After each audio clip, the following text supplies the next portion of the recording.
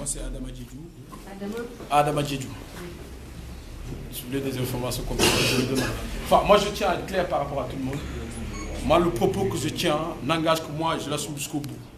Ce que je veux dire ici et maintenant, que tout le monde l'entende, vous êtes certes soumis au devoir de réserve, et ça peut s'entendre, ça peut se discuter même. Mais moi, aujourd'hui, si je suis là, c'est pour dénoncer une situation qui ne peut laisser personne indifférent, quel que soit d'ailleurs son statut dans ce consulat-là. Et la première des choses que je tenais à vous dire, enfin, c'est que je n'ai pas trop apprécié, je tenais à vous le dire, je suis quelqu'un de franc, que les Sénégalais quand même arrivent dans le consulat de Bordeaux. On est au Sénégal ici quand même, la police ne peut rien, on n'est pas des casseurs, on demande à être reçu par le consul, mais puisque Momar, de toute façon, c'est ses habitudes, il s'est défilé, mais il n'y a pas de problème, on viendra ici aujourd'hui, on viendra demain, mais cette situation ne passera pas. Qu'on se le tienne pour dire, ce qu'on est venu vous dire aujourd'hui, on dénonce une situation, parce que c'est un conseil constitutionnel, j'ai même honte de prononcer le nom de juge ou de sage, parce que c'est inadmissible. C'est 5 hommes qui, contrairement à ce qu'a fait la présidente de la Cour constitutionnelle du Niger, ont préféré plutôt prendre de l'argent, préférer leur intérêt personnel à l'intérêt national. Le Sénégal n'appartient à personne. Il faut que les gars du PDS le comprennent. Et je veux bien que tous les propos que je tiens ici, que tous les propos que nous tenons ici, tous les mécontentements qu'on vient vous transmettre, que vous les fassiez parvenir à qui de droit. C'est vraiment à qui de droit, faites-les parvenir. Parce que Kablawad veut museler la presse. Kablawad veut museler toute opposition dans ce pays-là. Ça peut s'entendre. On comprend qu'il a des privilèges, on comprend que le parti a des privilèges à protéger. Mais le pouvoir, aucun pouvoir n'est éternel. Aucun. Sauf le pouvoir divin, pour ceux qui sont croyants. Sauf le pouvoir divin. Maintenant, à Blawad, on veut juste la paix. Que toutes les autorités sénégalaises qui sont avec Ablawad, qu'elles comprennent bien que ce n'est pas parce qu'on est à l'étranger, que ce n'est pas parce qu'on est à l'étranger qu'on laissera la situation, une telle situation calamiteuse s'imposer au Sénégal. Non. Les autorités vont peut-être s'en prendre à notre famille. Elles ont certainement envoyé leurs gosses à l'étranger. On est à l'étranger. On connaît tous où ils sont. Maintenant, nous, on demande juste la paix. Parce qu'on est dans un pays où les gens ne se disent pas la vérité. On nous dit Sénégal, dès que Djamala, tout ça c'est du pipeau. Aucune paix n'est possible sans justice. Aucune paix n'est possible sans réhabilitation de la vérité. Maintenant, tout ce qu'on dit est clair. On ne reculera pas. On est ferme parce que c'est le consensus, la constitution du pays quand même. La traduction d'un consensus national, pour reprendre Théodore Adrien Sarr, qui a été bafoué, foulé au sol. Et que les gens, je sais, qui viennent d'où, viennent nous raconter, non, au Sénégal, dès que Djamala, non. Il faut d'abord que la vérité soit dite. On ne peut pas bafouer, violer, fouler au sol une constitution quand même qui régit en tout cas les rapports entre l'opposition, le pouvoir, entre les citoyens, quelle que soit d'ailleurs leur origine, et qu'on vient nous dire après, non, tenez-vous à la décision du Conseil constitutionnel. Quand une décision est injuste, quand un État qui est censé détenir le monopole du pouvoir ne remplit pas un certain nombre de conditions pour détenir cette violence, parce que c'est une violence qui est légitime, mais pour qu'elle soit légitime, il faut qu'elle soit acceptée. Il faut qu'elle soit basée sur des fondements solides. Pas sur du mensonge, pas sur de l'injustice, une violence. Parce qu'ils vont nous dire non, l'État c'est le monopole de la violence. C'est faux. Ils n'ont qu'à aller rapporter Max Weber, celui qui a théorisé ça. Et bien avant ça, il y avait Hobbes, il y avait John Locke, qui ne viennent pas nous raconter des histoires.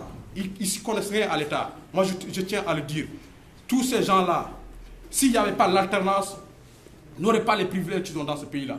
Le pays n'appartient ni au papa d'Abdoulaye Wade, ni au père des gars qui sont pédales. Je tiens à le dire, mes propos, je les assume.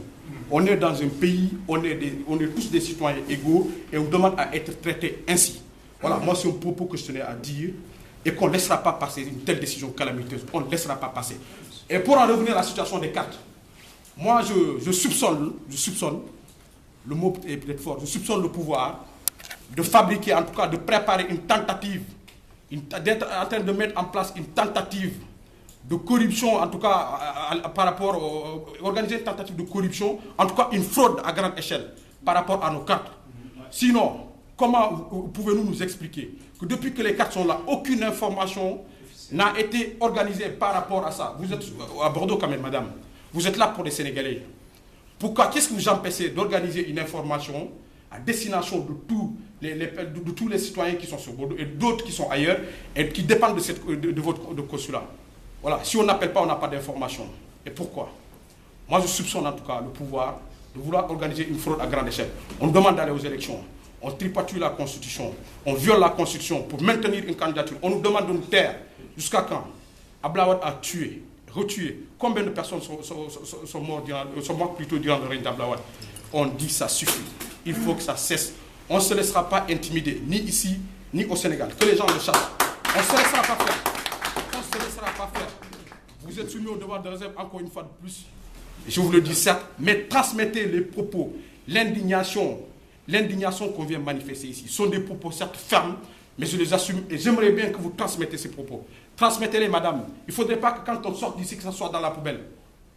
J'aurais bien aimé que Momar soit là, mais bon. Enfin, de toute façon, je ne me faisais pas grande illusion par rapport à lui. Il partait. Il allait partir. Il n'allait pas être là pour recevoir des Sénégalais. Je crois que s'il est là, c'est parce qu'il y a une communauté sénégalaise. C'est parce que justement cette communauté sénégalaise devait être entendue et il devait porter la voix de cette communauté-là. Mais je constate à mon grand regret qu'il ne le fait pas. Et j'espère que vous lui direz, même s'il ne le fait pas, j'espère que vous lui direz.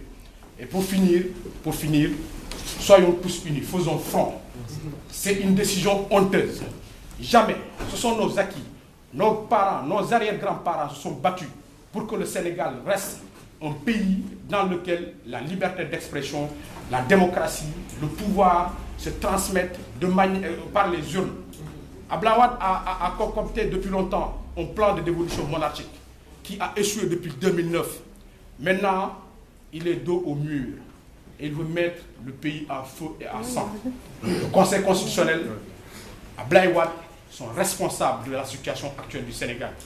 Il ne faudrait pas qu'on vienne nous dire non, c'est des jeunes esservelés qui... Non, aucun opposant ne nous utilise. On a nos têtes, on passe avec. Le Sénégal, c'est le pays, c'est ce que j'ai de plus cher dans la vie. Et je ne laisserai pas cette situation. C'est une situation qui ne passera pas. Je vous dis ici, cette situation ne passera pas. C'est une décision calamiteuse, honteuse. C'est des 5 mâles. Je peux le dire aussi, 5 mâles, voilà, plutôt que de prendre une décision courageuse. Parce qu'il y a des choses de l'histoire, il faut rentrer dans l'histoire de la bonne manière, mais vraiment de la bonne manière. Ils auraient pu prendre une décision semblable à la décision qui a été prise au Niger, mais ils ne l'ont pas fait. Pourtant, c'est une femme courageuse, digne, héroïne, et quelqu'un qui a été consacré partout en Afrique, et qui aujourd'hui a propulsé le Niger sur le toit de l'Afrique et de la démocratie.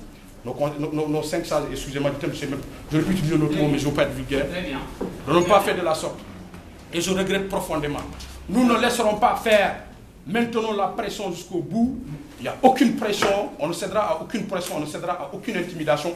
Et madame, s'il vous plaît, transmettez mes propos et transmettez l'indignation de tous les Sénégalais qui sont là. Merci.